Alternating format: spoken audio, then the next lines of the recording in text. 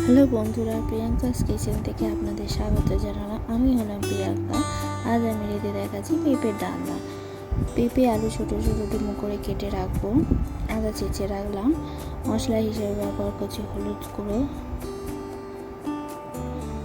ধনে গুঁড়ো, জিরে গুঁড়ো। কড়াইতে তেল গরম হলে পরে আলু আর পেঁপেটাকে ভাজবো।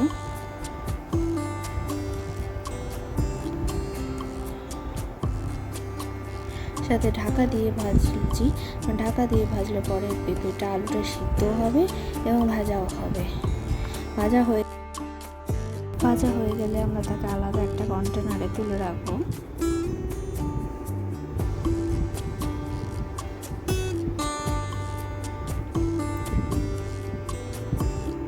তাতে 2 চামচ তেল দিলাম। তেল গরম হয়ে গেলে একটা তেজপাতা, এলাচ আর 5 ফোড়ন দিলাম।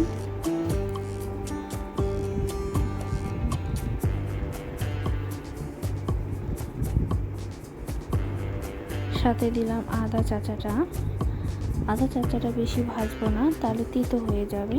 এর সাথেই আমরা দিয়ে দিলাম টমেটো কুচি।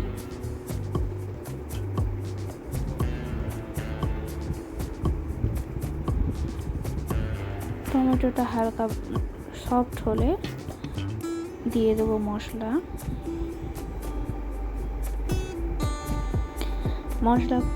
ভাজা হলে ভালো করে কষা বা ভাজা হলে পরে তাতে দিয়ে দিচ্ছি ভাজা পেঁপে আলুটা। এবার সেটাকে ভালো করে আরো কষতে হবে।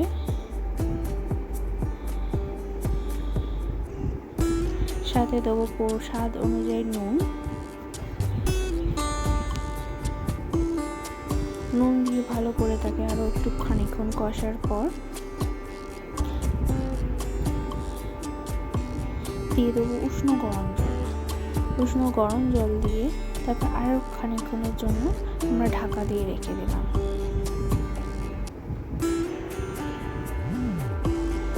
সিদ্ধ হয়ে গেলে পরে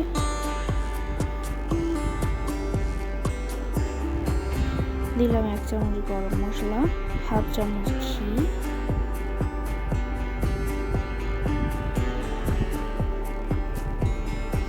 দু মিনিট ফুটে গেলেই তাকে আমরা আঁচ বন্ধ করে নেব। আঁচ বন্ধ করে আমরা বাটিতে ঢালার পর দিয়ে দিলাম অল্প একটু ভাজা মশলা। রেডি আমাদের হচ্ছে পেঁপের ডালনা।